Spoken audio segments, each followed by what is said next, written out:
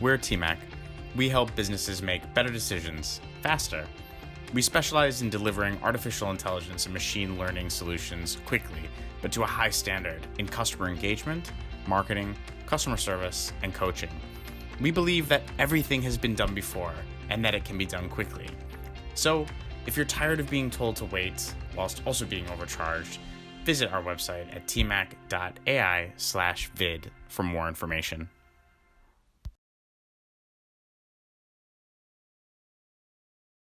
Hi guys, welcome to the second edition of TMAC Talks. I'm Mike McGurray, Chief Marketing Officer for TMAC. I'm Jimmy Hosang, the CEO of TMAC. I'm Northam, Chief Commercial Officer. And I'm Mike Smith, Chief Operating Officer. Today we're going to have a friendly chat about coaching. And I think it's a great way to start the conversation off by saying, let's talk about the worst experience you've ever had on the phone with a call center agent. Who wants to go first? I'll probably go first. Okay. So the worst experience I had was, I won't name the company, but it was around my mortgages. Mm. So I had like a quite a small mortgage like years ago on my first house, and I can't remember the situation, but effectively I missed the payment. Right. So I'd missed the payment on the just one payment in arrears, and I spoke to them to try and bring my account back up to credit, and I went into a UK call centre initially. Then I was pushed to an offshore, which I believe was kind of India. And all I wanted to do was just to make sure that the account was being brought up to date. When I said I missed the payment, I was like 1 day late on my payment. And to say, I don't want, because it was 1 day, I don't want it to be put on my credit file. And it was insane, because I kind of went, when I say it was a day, it was like 6 hours. And I went round and round in circles going, I know that you can do this because I've worked in credit risk. I was 6 hours late. I want you to take it off my credit file, but they just refused, and they said that they couldn't do it. And I said, I know for a fact that you can do it because I've worked in risk in your department.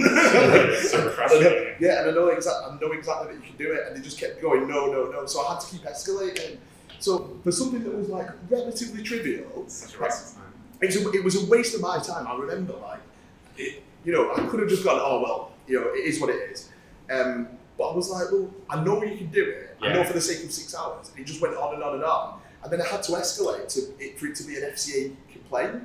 I got the ombudsman to go back and just for the sake of 6 hours, can you just take this off the account? Bearing in mind as well that they'd not updated my address, so they'd not sent me the statement, and eventually got taken off. But was it worth all of that effort for something that was relatively straightforward? Yeah. I'm just not so sure. That was hours and hours of my life that I wasted, and basically because because the agent followed a silly rule to the letter. Basically. I think there's agent empowerment there. They were probably tasked to, they probably were not empowered to make a different decision, nor were they even trained that a different decision was possible, right? So they're just computer says no. I'll give you a couple from the other side of the fence, because I've worked in the industry for such a long time. It's hard to sort of me as a customer, but I've seen a few things over the years, and a few that stick in my mind. Right? Certificate for a girl and I was an agent at the time that everybody knew was rubbish. Got a certificate from the best AHT, and some prize and some vouchers because she had the best AHT. All the other 100 people that work there go, but every single one of her calls comes back because you can see on the system. Oh, that's one of her calls, but she didn't do it properly, right? Injustice. Yeah. So, and then she's held up as this you should all be like her. Well, hang on, that wouldn't work, right? And I see, we were just talking about it a minute ago, so it goes back to the sort of CSAT MPS. Bit of coaching, right? Sat there, the agent has failed their CSAT, so they were going to lose some bonus. We can discuss the rights and wrongs of that. Mm-hmm. The person coaching them said, the way we'll sort this out is we will appeal these low CSAT scores. And we'll get you paid, right? Not like we'll try this approach or we'll try this approach or why do you think that customer might have marked you down? we'll just appeal it. Yeah? And I think these are the types of things that after you sort of see, and I'll chuck one more in this, so this poor guy, I won't name him, every third call was a complaint. And he's like, why do all my customers complain? And we're like, mate, this is you. You're causing this, right? Why do I get all the complaint calls? Why do I get all the complaint calls? Like, let's think about this. You're causing this, right? What came first, the chicken or the egg? I think my worst experience, I've had a lot because I've worked in contact centres all my life, so I'm probably one of the world's worst to pick up the phone because I know the rights and wrongs and I can preach the rule book like the back of my hand. The world's biggest online retailer, without mentioning names, starts with A. So going to be. So I'm going to be thinking of that the whole time now. And you realise there's listeners are probably quite expensive short. There's lots of retailers that start with A. Ordered a product, got delivered. About 2 days later, I checked it had gone down. It'd been in like Black Friday deal, so it had gone down by like 50%. I can't even remember what it was. I think it was like a Nintendo Switch or something. Even I remember this. And anyway, so I rang them. I went, look, it's gone down in price. I could just return it in my 14-day whatever. But what's the point? Like, I've got the product. Let's just save all the effort. Just give me a refund, and we'll go on. Can't do that for you. You need to return it, reorder it, and get you an out. So I went through the whole rule book. Put your customers first. Do what's right. Think about the environment. You're going to send someone out to pick this up and send it back. Carbon footprint. I can't believe you dropped carbon footprint. I even went onto their website and looked at the company's values and went, your top 3 values are this, and this, and you're going against all of them. Can't do it. You have to send it back. You have to do it. And you're just like, it's just such a ball ache, isn't it? Just do what's right for the customer at that time. Because I'm going to replace it and reorder it, but you're just causing a world of pain when you could have just gone, there's a £100 voucher, Mr.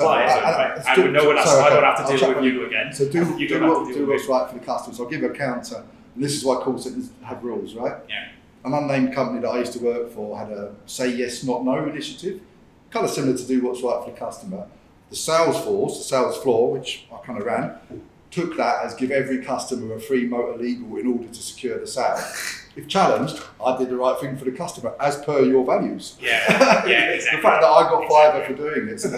So you're right, there is do the right thing for the customer, but the fear of the corporate call centre is you open that gate, you don't know how that will actually be taken by your agents. It's something we should totally talk about at some point about how the corporate world has fueled the rise of Karens all over the world. Because it's What's Welsh for Karen? What's Welsh for Karen? Karen. Such an exotic language. but it's true though, right? Like, and it's something that I don't know. My reputation is based on having empathy for consumers, right? But so I feel like I can say this, but the customer is not always right. There are times when like customer demands or their whatever they're asking for, it's just like I think what like in your Amazon or in your retailer in your retailer store, right? Like you were being like reasonable. Yeah. But I'm sure and I think I totally understand what you're saying. Like those rules exist to prevent people who would take advantage of the system. Yeah. But I think it's interesting that like in both those cases where you have very reasonable requests, which the agent should be pretty flexible on, and you have something which may be totally unreasonable, which they shouldn't be flexible on. There's how can agents be empowered in the right way to kind of make a decision on their own? Yeah. And as well, and I think this is like a bit provocative, but I think it's to Mike Smith's point. He's like, do agents want to be empowered? Yeah. Or do they want to like follow the rule book? Follow the rule book and know that like Mike's not going to come with a big stick at the end of the month and hammer him for compliance or for giving too much stuff away. And I understand the industry. Like the industry has the industry reports 30-40% attrition. In reality, the industry, even in COVID, is probably 100% attrition, right? Yeah. You're turning these people over. There's regulations to be followed. So to have a truly empowered agent, you've got to sort of sort out the attrition problem in the industry, the training problem in the industry, the demographics, the diversity, all those problems kind of have to be solved in order to say, right, I've now got a pool of agents that are so well trained, so well ingrained in my business, I trust them to do the right thing and truly do the right thing, not just do what's in their own favour or just bow to an unreasonable demand. But you can do that if you've got a contact centre of 30 people. Yeah. How do you do that if you've got a contact centre of 300 or 3,000? 3,000? Yeah. And you can have your values, all of those things, but then ultimately someone like me will come and go, that's all great, I want rules, I want QA, and I want check against those rules, and I want bonus took off people who don't follow those rules, because I just haven't Do quite what got you the think's faith. right, but not one of these 7 things. Yeah, exactly. As long as it's on this You're list. empowered enough to do that, but if it hits any of these things, Yeah. like don't do anything that should bring you up to jeopardy or cost us money or take more time. I think it sounds like you're talking about cultural-based solutions, right? Or are you talking about something else? I think it's a cultural problem, right? Yeah. Because as industry becomes more digital and more transactional, go online, transactions go online, they're going to be the easier transactions, right? Yeah. So what will stay in the contact centre will either be complex, complaints, or sales, right? Sales can be transactional, if you like, but anything that's complex or a complaint is going to require empowerment from an agent to properly solve that. Mm-hmm. So it is something that is to my example then, right?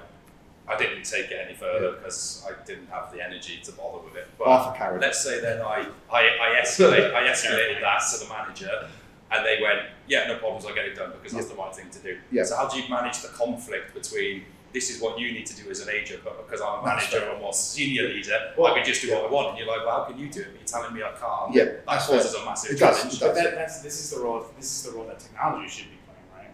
Like Look- Yeah, potentially. So I was just about to come to this though. Okay, right. Okay, so Jumping the gun. no, sorry, sorry, but I just get so super excited, right? Because I was just thinking that, right? So if you don't have a rules-based system, Yeah. how the fuck are you going to get AI to do anything on it? How are you going to automate it if there's no rules? Yeah. So if you're going, it's empowerment. Like everybody makes a decision. You go, okay, but how do you ever like automate that? How do you build a robot that is empowered to make a decision? It's completely impossible. The truth of the matter is there are rules and parameters, aren't there? And you as an operational leader, you want to know what parameters you're allowed to operate in. Yeah. And actually, if you're going to go down this route that a lot of companies have over the last 5 years of going, some of them, I don't care about handling time. I don't care about this, it's just about what's doing right for the customer. Yeah. Okay, but how do you then automate stuff? Like, if everything's freeform, if you just play jazz and every single that's not. It's not the case. You've still got a rule book, haven't you? Yeah. I think you have. So I think it's subtle, but like there has to be a rule book in there. There has to be a level of empowerment. The empowerment might be greater. You can make decisions within this parameter, but it can't be a free for all. Yeah. One, for technology, and two, just culturally, it's just confusing to people. One day, when I played rugby when I was a kid, I had no idea what the rules were. One referee, 1 week, PE teacher, brilliant Mike. Next week, sent off the same thing. Yeah. That would how it would feel to be a contact centre agent with no rules. Yeah. Well, hammering someone in the face though is always fun. Not if you put schools that posh. But it's allowed. It's character building. So I think rules are important, and then that does lend itself to you can have a more complex, nuanced set of rules that perhaps a human can't follow, but a machine can surface to the agent. This customer, you are now empowered to offer up to this thing, whether that's a discount, a refund, whatever that, or the next product we should offer them. All those things. If you leave it to the agent, we've all seen this. Like if you leave it to the agent to choose what they're going to offer to the customer, they'll choose whatever has the most bonus, whatever's the easiest to pass on QA, or whatever their team leader's nagging them about. Right? That they'll choose those things. They won't necessarily choose what's best for that customer. And that's exactly why I suppose things like next best action are so important, right? It's because then you can have the right product that goes to the right customer at the right costs for the company as well. So you're not destroying profitability because agents, won't have visibility of that anyways. Well, make the decision on my outcome based on my lifetime value with that customer. Yeah. Right. So that retailer, I have the rewards scheme that I won't name, I spend thousands of pounds a year there. I use the TV service, and all of a sudden you go, hang on, this guy's quite engaged. Why make him go through this pain? I could flip him somewhere else. But yeah, I would say, okay, but that's a really, really excellent point, right? So like in defense of agents everywhere, right? How often do they have their kind of single customer view that explains one customer's engagement with like multiple products within the suite? Very rarely, and also how often. I suspect that was about a process that they didn't have. That they just did not have access to that process. So in the end, it possibly wasn't even an agent decision. It was like a corporate decision that we haven't given the agent the process to even be able to do that. So the agent would go yes, but they'd have no mechanism to actually do what you wanted. You can't physically put a refund onto my account. You can't. You have to get the product back and do it. I've seen that a lot actually, and I've experienced it myself. Like where, the agent has to do some sort of random like workaround in order to do something which is like actually pretty straightforward. Like just giving a basic refund, for example. It's like, oh. And do we think as well that just to that point, like we just make people like jump through hoops, like an agent, like so. Consumers too. Yeah, exactly. I mean, so like you see the guys, like we worked in outsourcers, we worked in big contact centres. They've got 2 screens. They've got 17 different applications. They're lucky they've got 2 screens, mate. They're lucky there's normally one screen with 4,000 tabs. Drop downs within the tabs. They've got their agency to think about. They've got the QA to think about. They've got the dreaded NPS to think about. They've got all of these things. They've got you like at the end of the test, like with your big stick. You've got all of these things to worry about. It's like, and I do feel as that, and then all of a sudden, and also feel empowered. Just so you know, you're empowered. Empowered within 400 seconds for this QA, this CSAT. By the way, sell this product. You are empowered. We value you. And I do think we talk about talk a lot about like digital simplification, like simplifying customer journeys. Does anybody like I might be wrong, I'm not experienced, but has anyone heard around like agent simplification? Have you heard about simplification? So it's interesting. Yeah, I mean, definitely. this is an interesting one. Right? So if any organisation you go to, they will claim that their processes are the most complex in the world and can never be simplified because it's legacy and it's complex. But before we do anything too digital, we need to simplify them. Otherwise, they'll be so complex that our agents won't be able to handle them. And you're going to, So there's this kind of like the tension in the industry to go. You definitely are going to have to make this simpler because if you're smashing 4 departments into one and leaving only the complex queries because all the transactional stuff's gone online, well, now that agent's got to do 4 complex jobs, right? Which before we believed a person was only capable of doing one of them. You're going to have to help them with technology, right? You're going to have to. You can't expect that agent to just surface that and remember that. But I think there's like the basic level of technology, which is just like amalgamating all of these different views which they have to deal with into one place, and hopefully that it's a single view for them, but it's also a single view for the customer. Great. Yeah. But then there's like the more I say like cost-effective approach, which is being able to invest up front in technology, which then drives like the right kinds of outcomes for the consumer. Agreed. Well, it's one of my favourites, but the light bulb wasn't created by the continuous improvement of the candle. Right? Yes. So good. It's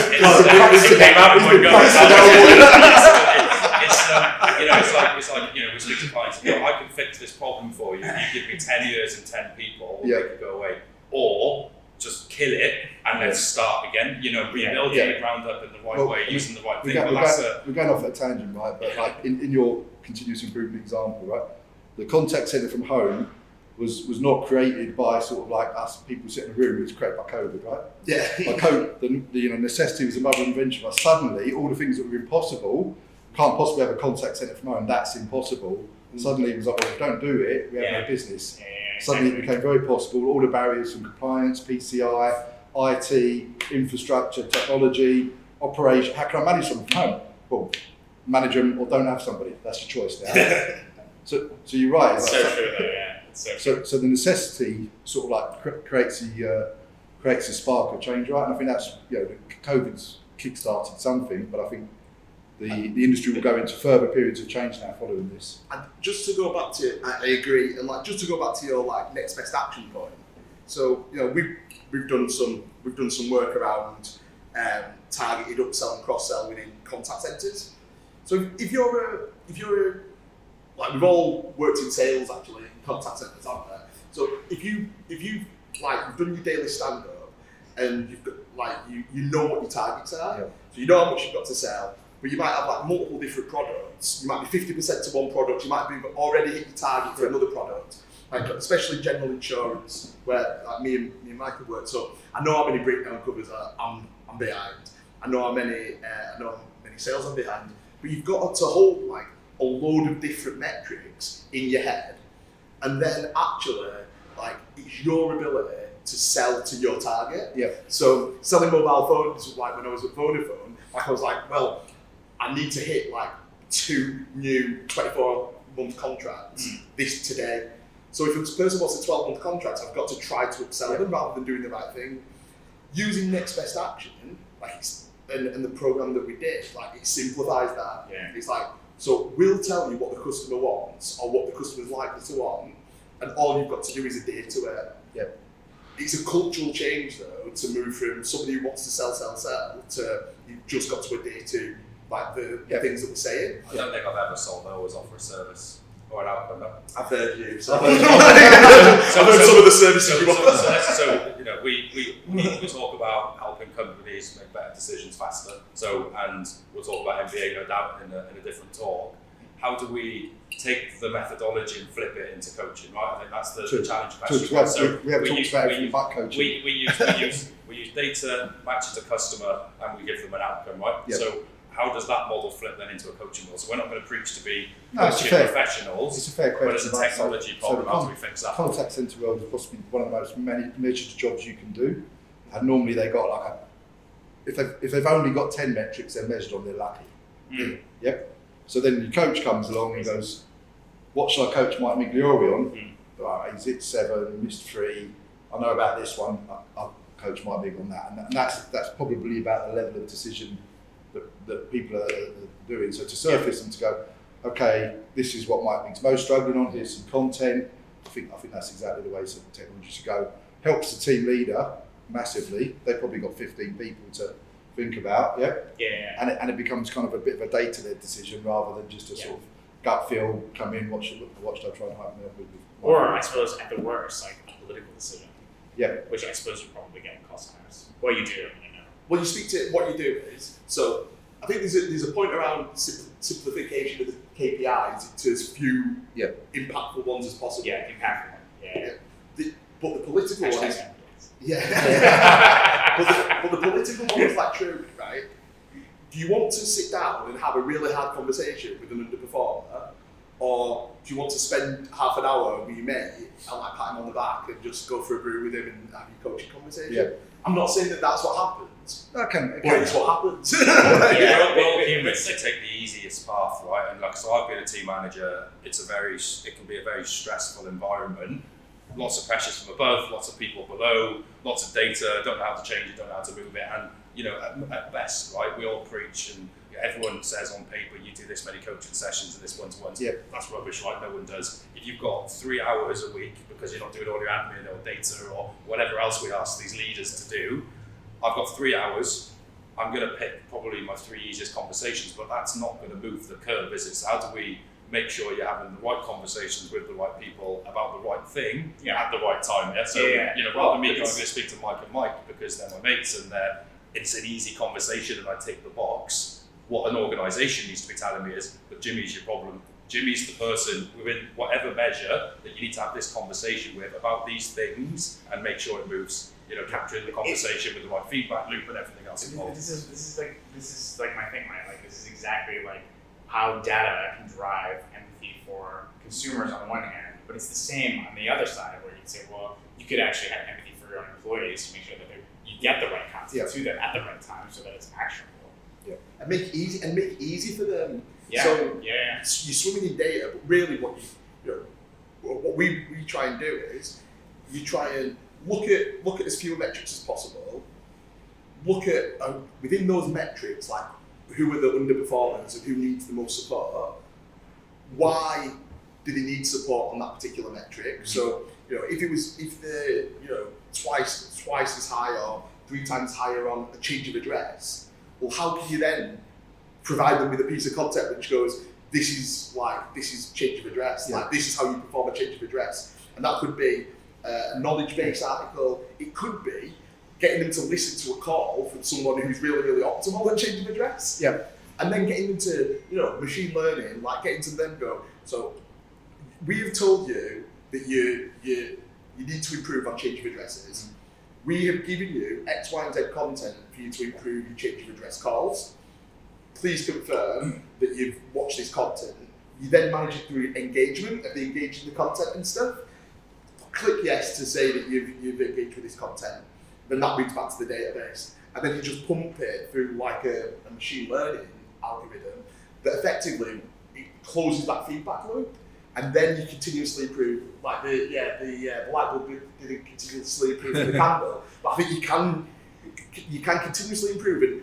And then as an agent or as a team leader, you're not like just open to like all of this vast expanse of, well, I've got 12 guys, I've got 3 hours, I've got all of these 10 metrics, 120 metrics. Exactly. Where I know for my 12 guys, I've got 12 things to speak to. And also, the 120 metrics I'm trying to measure, planning have cancelled 3/4 of my coaching sessions. They've got a targeted way, just like because we've got 30% of that. Because our age team is too high, which I'm trying to coach down. Right? Exactly. Well, fast runs course. Just before we mention any other big brand names and involved in too many other legal disputes. Before we open up any more lawsuits for TMAC. Cool. Well, thanks for joining us, guys. Until next time, I'm Mike. I'm Jimmy. Yes. I'm sure. Woo! We're TMAC. Thanks for listening. Thank you. We're TMAC. We help businesses make better decisions faster. We specialize in delivering artificial intelligence and machine learning solutions quickly, but to a high standard in customer engagement, marketing, customer service, and coaching. We believe that everything has been done before and that it can be done quickly. So, if you're tired of being told to wait whilst also being overcharged, visit our website at tmac.ai/vid for more information.